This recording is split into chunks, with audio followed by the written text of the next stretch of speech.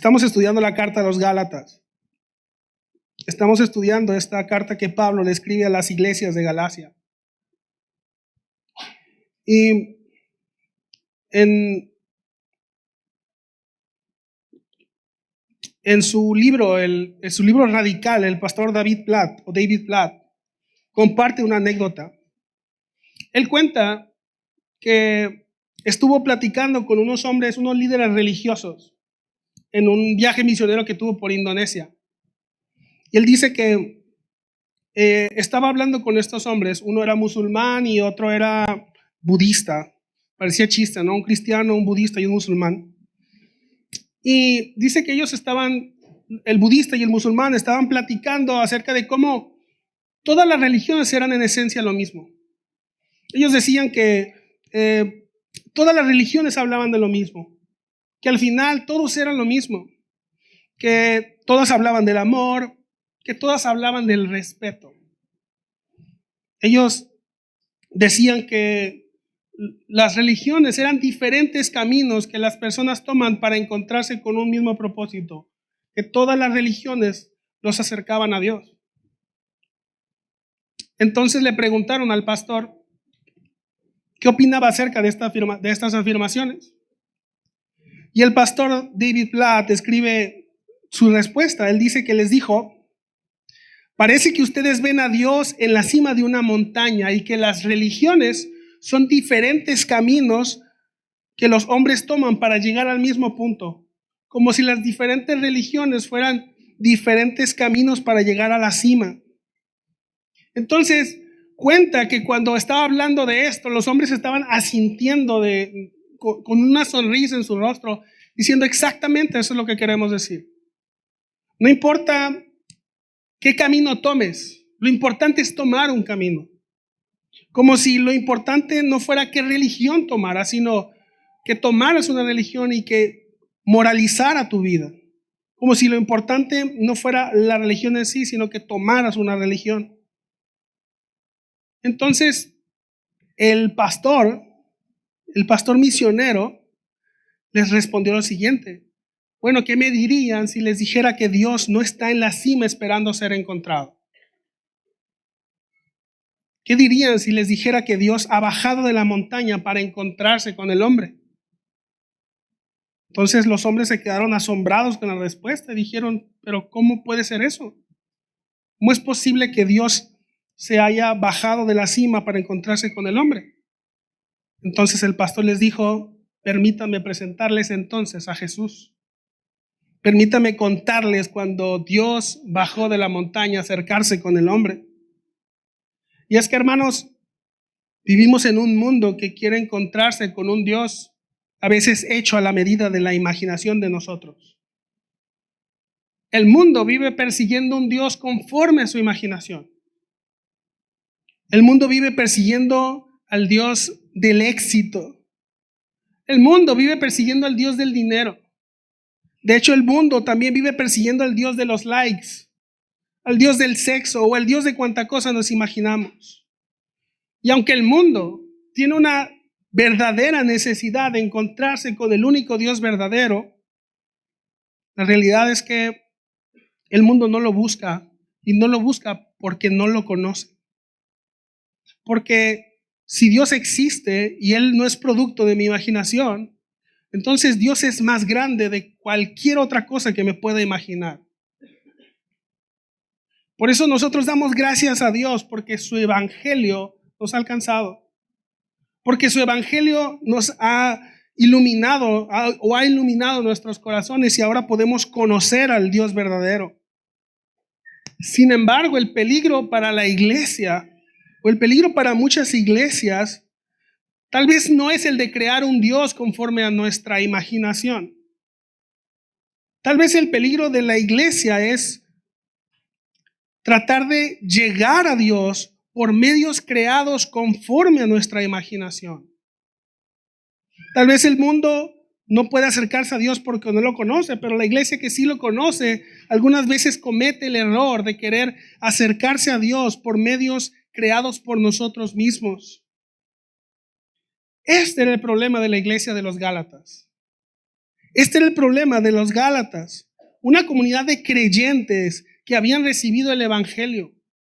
Pablo se los había transmitido. Más adelante, Pablo dice, es que yo les compartí tan claramente el evangelio de Cristo que es como si ustedes lo hubiesen visto crucificado. Pablo les había compartido el verdadero evangelio, el mensaje de salvación, la fe en el Cristo crucificado como el único medio de salvación. Sin embargo, los Gálatas rápidamente habían adoptado otros medios para obtener el favor de Dios. Los Gálatas se habían apartado de la salvación por la fe para buscar otros medios de cómo encontrarse con Dios.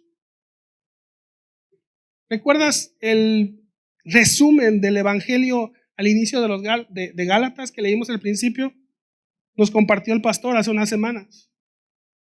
El versículo 4 de ahí de Gálatas 1 dice, tal como nuestro Padre lo planeó,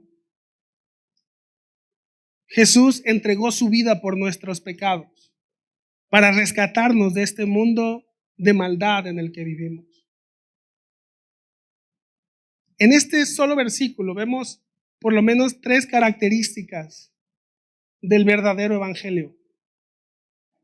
Número 1, Jesús entregó su vida por mis pecados. Número 2, el Padre le agradó que yo formara parte de ese plan. Número 3, lo hizo para transformar mi manera de vivir. Léelo de nuevo. Tal como Dios, nuestro Padre, lo planeó, Jesús entregó su vida por nuestros pecados para rescatarnos de este mundo de maldad en el que vivimos. Este es el mensaje que debemos de creer. Este es el verdadero evangelio. La fe que salva es creer que al Padre le agradó que su Hijo entregara su vida por mis pecados para transformar mi manera de vivir. Este es el evangelio que Pablo les transmitió a los Gálatas. Es el evangelio que Pablo les anunció. Y según las propias palabras de Pablo, apartarse de este mensaje es apartarse de Dios mismo. Pero, iglesia, algo que me he dado cuenta, que he escuchado muchas veces y en el ejercicio de la consejería escucho muy seguido, es que muchas personas no se sienten perdonados de sus pecados. Y traigo esa carga en el corazón que quiero hablar de eso. Quiero recordarte esto, que en la Biblia no encontramos ningún mandamiento para sentirnos perdonados de nuestros pecados. En la Biblia encontramos el mandamiento de arrepentirnos y creer en el Evangelio. Somos llamados a creer que Dios perdona nuestros pecados. Creer que soy perdonado no es lo mismo que sentir que soy perdonado. Somos llamados a creerlo. En Romanos 4, Pablo dice que Abraham tuvo esperanza cuando no había motivos para tener esperanza. No había razón para sentir esperanza. Pero Abraham tuvo esperanza porque había creído que Dios era poderoso para cumplir todo lo que promete. Abraham sintió esperanza después de que creyó. La promesa de salvación es para el que cree. Somos salvos cuando creemos. La salvación no es para el que siente, sino para el que cree. Es que esperar, sentir el perdón para poder creer es como poner al caballo detrás de la carreta. El caballo va enfrente jalando la carreta. Nosotros creemos para ser transformados desde el interior. No esperamos sentir para poder creer, sino creemos para poder llegar a sentirlo. Richard Baxter, un puritano del siglo XVII, escribe que la fe salvadora no es otra cosa sino la creencia de que el evangelio es cierto y de que Cristo es el Salvador a quien le confiamos nuestra alma. La fe que salva, mi hermano, es creer que lo que Dios promete es verdad. La fe que nos salva es creer que Jesús murió por nuestros pecados. Yo soy salvo cuando creo que Jesús murió en mi lugar en esa cruz. Entonces, el Evangelio tiene la capacidad de transformarnos de adentro hacia afuera. El Evangelio transforma nuestra manera de pensar. El Evangelio tiene la capacidad de transformar nuestra manera de sentir. El Evangelio de Jesucristo es el único que tiene la capacidad de transformar nuestra manera de actuar. El Evangelio verdadero transforma nuestra manera de vivir. Por eso es fundamental que creamos en el Evangelio verdadero de Jesús y no en un evangelio falso. Por eso Pablo es tan enfático en estos textos, porque ningún evangelio que no sea el evangelio de Jesús tiene el poder para transformar la vida de una persona. Solamente el verdadero mensaje, el mensaje que viene de Cristo, es el que tiene el poder de transformar a las personas. Probablemente el mensaje que los Gálatas habían estado abrazando es el que está escrito en Hechos 15. El pastor nos lo compartió en una ocasión. Y se dice que unas personas que venían de Judea venían predicando un mensaje. Ellos decían lo siguiente: a menos que se circunciden como exige la ley de Moisés, no podrán ser salvos. Estas personas estaban condicionando la salvación a un cumplimiento ritual. En otras cartas, Pablo parece ser muy tolerante en cómo los cristianos viven su fe o cómo viven el evangelio según sus propias conciencias. En otras cartas, Pablo dice que algunos se reúnen en sábado, otros que se reúnen en domingo, no importa. Algunos comen carne, algunos comen solo verduras, no importa, no hay problema. De hecho, la circuncisión tampoco es un problema en sí. Porque cuando Pablo incluye al joven Timoteo a su equipo misionero, Pablo mismo circuncida a Timoteo. Pero la razón de la circuncisión de Timoteo no tenía que ver con su salvación ni con su santificación. Era una cuestión de conciencia, porque Timoteo era un joven judío. Para Pablo, la circuncisión era irrelevante. Es un acto irrelevante. O sea, no importa si está o no está, no importa tenerla o no tenerla. Lo que para Pablo parece no tolerar es atribuirle a la circuncisión una relevancia en la justificación de los pecadores. El problema no es que los gentiles se circunciden o no. El problema es creer que para ser aceptados por Dios tenían que cumplir con los rituales de la ley. Pablo no tolera ese mensaje. Pablo no es condescendiente con ese mensaje. De hecho, advierte. Pablo lanza una advertencia ahí en los versículos 8 y 9 para los que predican un mensaje diferente. Su advertencia no es exagerada ni fuera de lugar. El versículo 8 dice: si alguien, ya sea nosotros o incluso un ángel del cielo, les predica otra buena noticia diferente de la que nosotros les hemos predicado, que le caiga la maldición de Dios.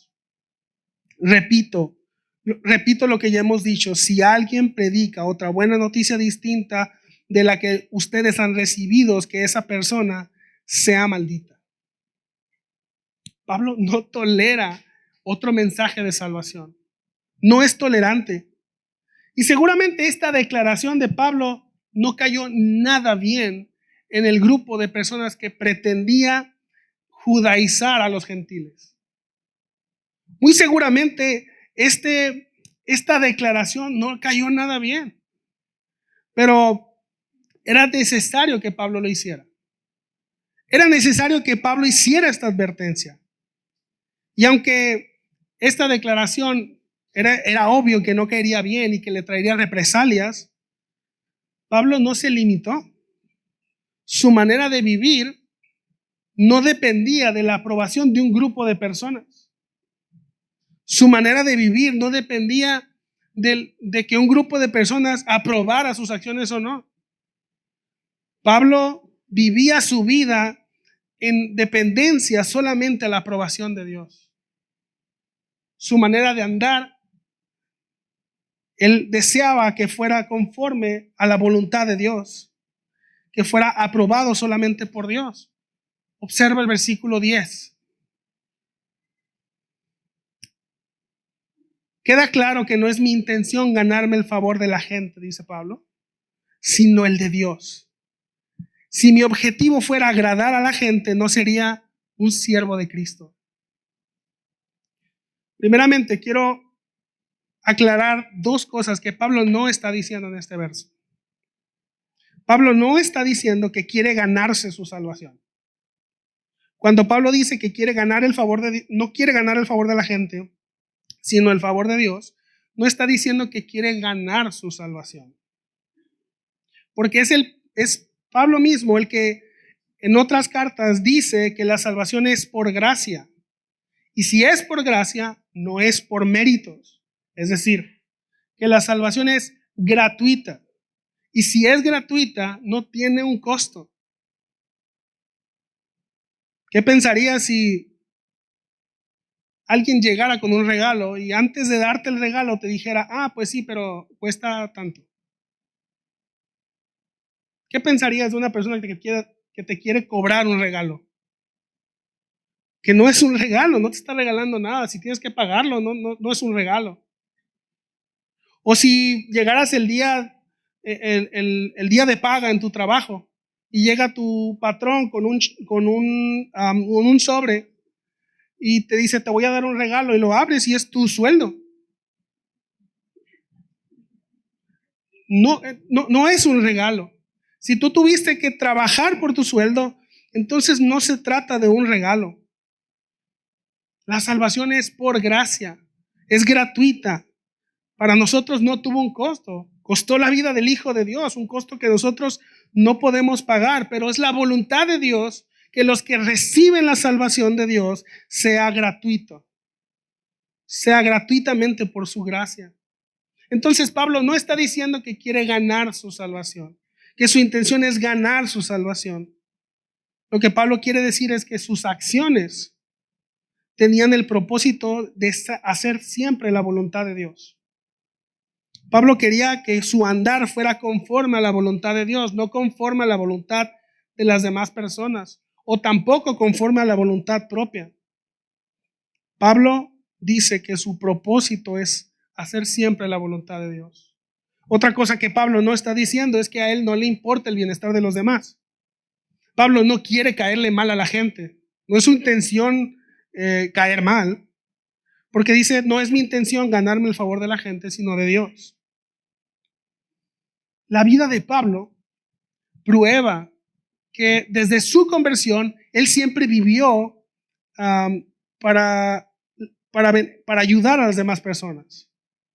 De hecho, más adelante, en el capítulo 5, aquí en Gálatas, Pablo va a decir que una evidencia de que alguien ha sido salvado por Dios, que alguien ha sido librado por Dios, es que ahora vive esa libertad en amor y en servicio de los demás.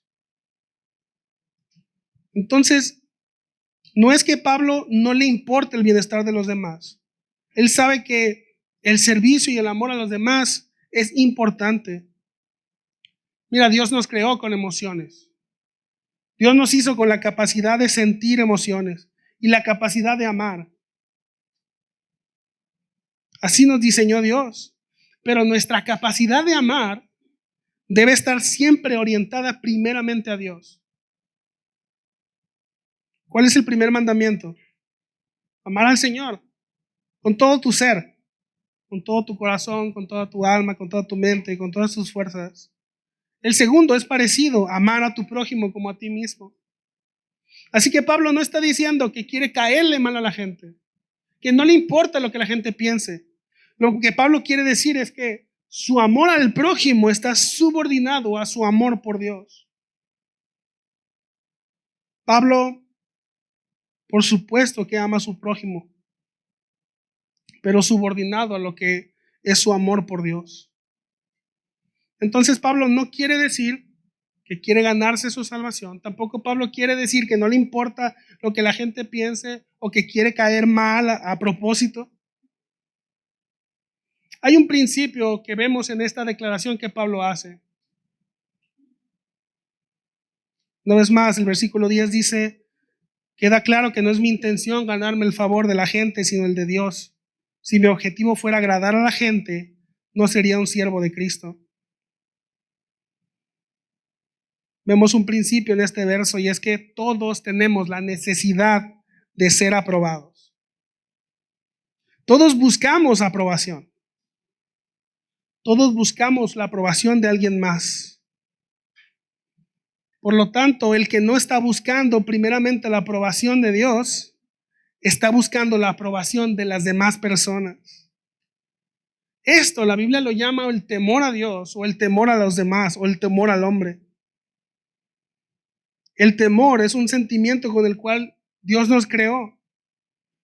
Lo entendemos como reverencia, como asombro, como necesidad. Así como Dios nos diseñó con la capacidad de amar, Dios también nos diseñó con la capacidad de temer. Pero así como nuestra capacidad de amar debe estar orientada hacia Dios, nuestra capacidad de temer también debe estar orientado hacia Dios. Hemos de temer a Dios primeramente. Nosotros, el corazón del hombre fue diseñado para temer. Así lo hizo el Creador. El corazón del hombre fue hecho con una necesidad de Dios, de buscar a Dios, de ser aprobado por Dios. El salmista en el Salmo 42 dice, como un siervo busca agua fresca cuando tiene sed, así me desespero yo buscándote, Dios mío. Mi sed es de Dios, el Dios que vive. El corazón del hombre, el temor en el corazón del hombre es algo normal. Dios así nos hizo, así nos creó. Pero me gusta cómo lo explica el pastor Quique Torres. Él dijo una vez que el alma del hombre fue creada para temer, pero el problema viene por temerle a las cosas creadas en lugar de al Creador. Fuimos diseñados para buscar a Dios, la aprobación de Dios. El problema viene cuando buscamos la aprobación de las demás cosas o de las demás personas por sobre la aprobación de Dios. Necesitamos ser aprobados por Dios. Pero cuando queremos ser aprobados por las demás personas antes que ser aprobados por Dios, esto la Biblia le llama el temor al hombre. Y la Biblia advierte acerca de los peligros de temerle al hombre antes de temerle a Dios. En Proverbios 29-25 dice, temer a la gente es una trampa peligrosa, pero confiar en el Señor significa seguridad. La vida de Pablo es una evidencia de que ser siervo de Cristo no es una vida cómoda. Agradar a los hombres no trae la persecución que Pablo tuvo que soportar. Pablo es una evidencia de que su temor estaba enfocado primeramente hacia Dios antes que los hombres. Pero una vez más, esto no significa que Pablo busca caerle mal a las personas o que no tomaba en cuenta la opinión de las personas. Lo que dice es que Pablo no ansiaba la aprobación de las personas, pero tampoco Pablo temía la desaprobación de las personas. Pablo estaba seguro de su aprobación de parte de Dios. Y según el pastor Tim Keller, dice que el temor al hombre es una situación en la que tu anhelo por su bendición llega a la adoración. Das a la aprobación humana los derechos y el poder sobre tu corazón que solo Dios debe tener. significa que estarás devastado por la pérdida de esta aprobación, como si te sintieras criticado o condenado por Dios mismo. Temer al hombre es un peligro. Temer al hombre es tener por encima el criterio que tiene el hombre por el criterio que tiene Dios. La persona que busca saciar su deseo de aprobación por fuera de Dios es como el hombre que trata de saciar la sed de su ser fuera del agua que Dios da. El corazón del hombre fue hecho para ser aprobado por Dios, para ser saciado por Dios, para temer a Dios. La aprobación del mundo entero no nos va a bastar. Es un error, es un peligro. Fuimos diseñados para deleitarnos en el Señor. Nuestro corazón tiene hambre de Dios, tiene sed de Dios. Pero si tratamos de saciar nuestra sed en otra cosa, jamás vamos a estar satisfechos. Porque si Dios es más grande de lo que podemos imaginar, entonces estamos perdiendo el tiempo yendo detrás de alguien o de algo que sea menor que Él. El corazón del hombre fue hecho para temer, pero para temerle a Dios primeramente. Así que, hermanos, el Evangelio nos recuerda que somos aceptados por Dios. El Evangelio nos libera de complacer a los demás hombres, de la necesidad de complacer a los demás. Todo aquel que cree en el Evangelio del Cristo crucificado es unido a Cristo. Todo el que confiesa el fe en el Evangelio de Jesucristo es unido a Cristo, o como más adelante Pablo va a decir, de Cristo ha sido revestido. En la cruz, mis hermanos, en la cruz Jesús cargó las consecuencias de mi vida imperfecta para que yo pudiera vivir las consecuencias de su vida perfecta. En la cruz, Jesús es castigado por mis pecados para que yo pueda vivir sus recompensas. Cuando crees en el Evangelio de Jesús, tú estás en Cristo y Cristo está en ti. Lo que es cierto de Cristo es cierto para ti también. Si Jesús es el Hijo amado en el que Dios se complace, entonces tú también eres el Hijo amado en el que Dios se complace. Hermanos, el día que Dios rechace a Jesús será el día que Dios te vaya a rechazar a ti. Pero mientras el Padre no rechace a Cristo, ni tú ni yo seremos rechazados. Al creer en el Evangelio de Jesús, somos unidos a Él. Él está en mí y yo estoy en Él. Así que el que cree en el Evangelio puede estar seguro del amor y de la aprobación que Dios da. En la cruz vemos la muestra más grande de la victoria que Dios tiene sobre el temor al hombre. ¿Te avergüenza que los demás descubran quién eres? ¿Te da miedo que los demás sepan que luchas con ese pecado que estás luchando? ¿Acaso te atemoriza que se enteren que no eres tan buena persona como aparentas? ¿Te da miedo que te descubran y que te humillen? Jesús, mis hermanos, fue humillado y avergonzado en la cruz. No solo para demostrar cómo vivir la vergüenza, sino para garantizar que la vergüenza no nos va a destruir. Jesús llevó nuestra vergüenza en la cruz. ¿Te pone ansioso ser rechazado o ser ridiculizado o despreciado por los demás? Jesús fue rechazado, ridiculizado y despreciado en la cruz. Eso nos garantiza que nada de eso va a tener poder sobre nosotros. Jesús venció sobre los temores.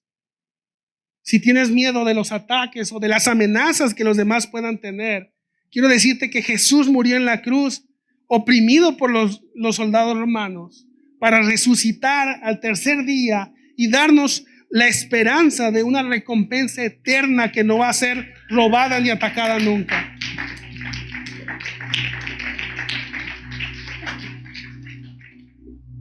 Entonces el evangelio va a producir seguidores de Jesús confiados y valientes, que ahora pueden hacer lo que está bien sin preocuparse por la aprobación o la opinión que los demás puedan tener de ellos. Hermanos, los cristianos podemos estar seguros de que Dios está completamente complacidos con nosotros en Cristo. No son nuestros méritos ni nuestros errores. Son los méritos de Cristo. Es su vida perfecta. Cuando te veas a ti mismo y veas tus imperfecciones y dudes del amor de Dios, voltea a ver la cruz de Cristo. Voltea a ver la vida perfecta de Cristo. Él se ganó su salvación. Son sus méritos. Son sus méritos puestos en nosotros los que nos hacen aprobados por Dios. La aprobación que Pablo necesitaba ya la había encontrado en Dios. No la buscaba en los hombres. Por lo tanto, el mensaje que Pablo da no lo diluye, lo comparte como lo recibió. Por eso Pablo puede ser tan enfático y enérgico y amonestar y advertir a los que abrazan un evangelio diferente. Pablo está convencido de que su aprobación está en Cristo. Ahora, probablemente pudo haber una pregunta que surgió en la audiencia que escuchó la carta por primera vez. ¿Por qué deberíamos de confiar en el mensaje de Pablo y no en el mensaje que estaban trayendo los de Judea? ¿Por qué los gálatas deberían de seguir el mensaje de Pablo y no el mensaje de los de Judea? Si bien es cierto, hasta donde sabemos fue en la región de Judea donde Jesús hizo su ministerio. En Judea estaban los discípulos. Pero Pablo está convencido de que su evangelio es el mensaje que agrada a Dios. ¿Cuál es la razón de esa seguridad? Observa el versículo 11 y 12. Dice: amados hermanos, quiero que entiendan que el mensaje del evangelio que predico no se basa en un simple razonamiento humano. No recibí mi mensaje de ninguna fuente humana, ni nadie me lo enseñó. En cambio, lo recibí por revelación directa de Jesucristo. El mensaje que Pablo predicó no era un invento o una filosofía humana. El evangelio que Pablo le compartió a los gálatas no eran conclusiones propias o conclusiones de otras personas. El evangelio de Pablo era de origen completamente divino y no estaba mezclado con algún producto de filosofía o de ideología humana o de sabiduría humana. Si el evangelio de Pablo fuera un invento humano, tendría alguna marca de la justicia por obras que todas las religiones tienen. Cualquier otro sistema religioso inventado por los hombres trata de resolver el problema de la maldad del hombre compensándolo con obras buenas. En las demás religiones, cada persona debe hacer los méritos suficientes para recibir la recompensa. En las religiones del mundo, cada persona debe tomar su propio camino hacia la cima de la montaña para ser recompensados por Dios. Pero el evangelio es diferente. El evangelio se revela por gracia, se entrega gratuitamente y deja los méritos a un lado. Es algo que las personas en el mundo no aceptan. Dice el pastor MacArthur que el orgullo pecaminoso del hombre se ofende con la idea de que únicamente la misericordia y la gracia de Dios puede salvarle del pecado. Y por esta razón insiste en contribuir de alguna manera a su propia salvación. El evangelio no es una invención del ser humano. Pablo no predicaba un evangelio inventado por alguien más. El evangelio que Pablo predicaba no era el producto del orgullo pecaminoso del hombre. Pablo dice que su evangelio es una revelación directa de Jesús. Ciertamente, antes de que Pablo tuviera ese encuentro con Jesús camino a Damasco, seguramente Pablo ya conocía algunas generalidades del mensaje, porque Pablo estaba convencido de que el mensaje de los cristianos era un mensaje peligroso y quería detenerlo. Seguramente conocía algo, pero fue hasta que tuvo un encuentro personal con el Cristo resucitado que el evangelio germinó en su corazón. Fue hasta que Pablo tuvo un encuentro con Jesús que le pudo conocer como Señor y como Salvador. Fue ahí cuando él recibió la verdad sobrenatural del evangelio. Ahora quiero ser cauteloso aquí porque Pablo dice que su revelación fue directa de Jesucristo. A Pablo le fue confiado un mensaje que fue directamente de Dios. Yo sé que hoy muchas personas afirman que tienen revelaciones especiales que vienen directamente de Dios. Pero una cosa es afirmar que puedes tener una revelación directa de Dios y otra cosa muy distinta es probarlo. Pablo no solamente lo afirma, Pablo prueba que su evangelio es una revelación directa de Dios. Pero eso va a ser el tema de los siguientes domingos, así que no me voy a adelantar. La declaración de Pablo aquí es clara. Su evangelio, el mensaje que él transmite es el mensaje que viene de Dios. Solamente quiero que reflexionemos una cosa para no spoilear las demás predicaciones. El evangelio es una verdad revelada. Jesús no fue como los otros pensadores o filósofos que se dedicaban a sacar conclusiones acerca de pensamientos. Jesús no vino a inventar cosas. Jesús vino a contarnos las cosas que eran ciertas. Cuando Jesús tuvo su encuentro con Nicodemo, Jesús le dijo que él hablaba de lo que conocía, que él podía hablarle de las cosas del cielo porque él había bajado del cielo. Jesús no vino a filosofar cómo sería el cielo. Jesús no vino a filosofar cómo sería un camino para encontrarse con el Padre. Jesús vino a mostrarnos el camino hacia el Padre. Dale aplauso al Señor.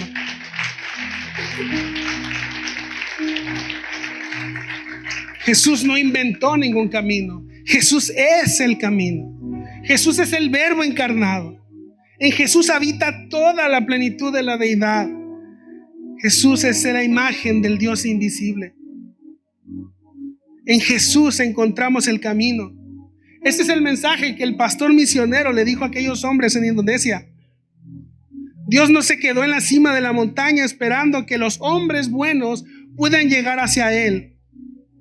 Dios bajó de la montaña para hacer posible que todo aquel que crea en Él no se pierda, sino que tenga vida eterna. Solamente en Cristo tenemos salvación. No hay salvación en ningún otro sistema religioso. La salvación no es por obras, es solamente por medio de la fe. Por eso debemos permanecer en esta revelación. Por eso debemos permanecer en el evangelio de Jesús, el evangelio que Pablo predicaba, porque solamente el evangelio de Jesús tiene el poder de transformar las vidas de las personas. Solamente en el evangelio de Jesús hay vida eterna. Podemos estar seguros cuando leemos las enseñanzas de Pablo, cuando leemos la carta a los Gálatas, que leemos el evangelio de Jesús, porque fue una revelación que venía directamente de Dios. Es importante que pongamos atención en las cosas que creemos. Pablo estaba convencido que su evangelio venía directamente de Dios y toda su vida se vio modificada por esta verdad. Lo que creemos va a definir cómo vivimos. La revelación de Pablo, la revelación que Pablo recibió cambió su manera de vivir. Pablo abandonó su antigua vida y se dedicó completamente a compartir y a predicar el mensaje del evangelio del Cristo crucificado. ¿Cuáles son las verdades en nosotros que gobiernan nuestra mente? ¿Cuáles son las creencias que modifican nuestra manera de vivir? ¿De qué llenamos nuestra mente? ¿En qué meditamos? ¿En qué reflexionamos? ¿Qué música escuchamos? ¿Qué películas miramos? ¿En qué tipo de conversaciones participamos? ¿En qué estamos pensando regularmente? ¿Qué es lo que está constantemente en nuestras mentes?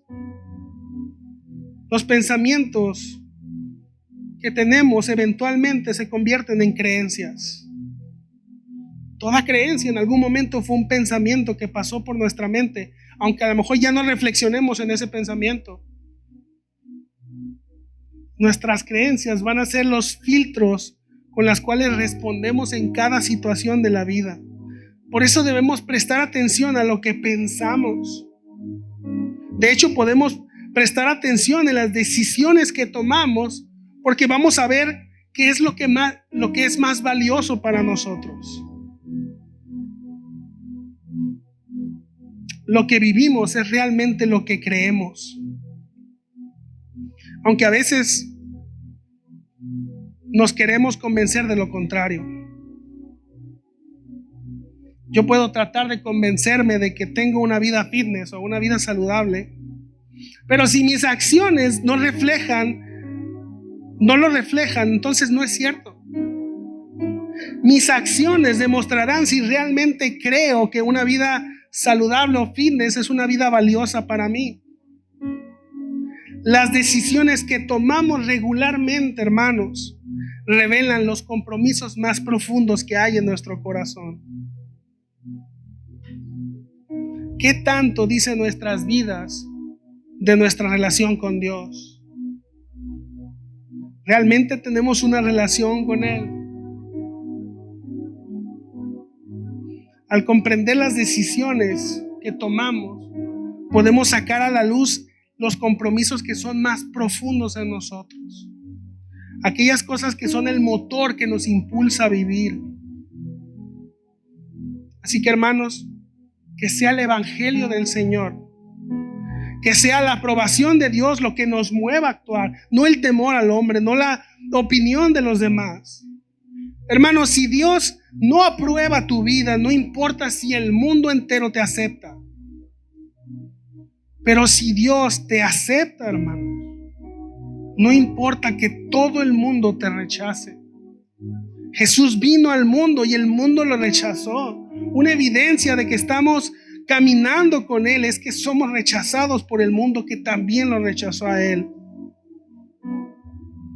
Si vives siendo presa de la opinión de los demás, quiero decirte que puedes ser libre si crees en el evangelio.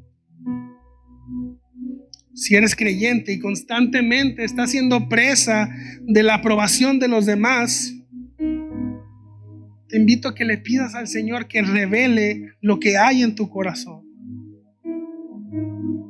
Que Dios te revele si has estado abrazando una mentira que a lo mejor no te has dado cuenta.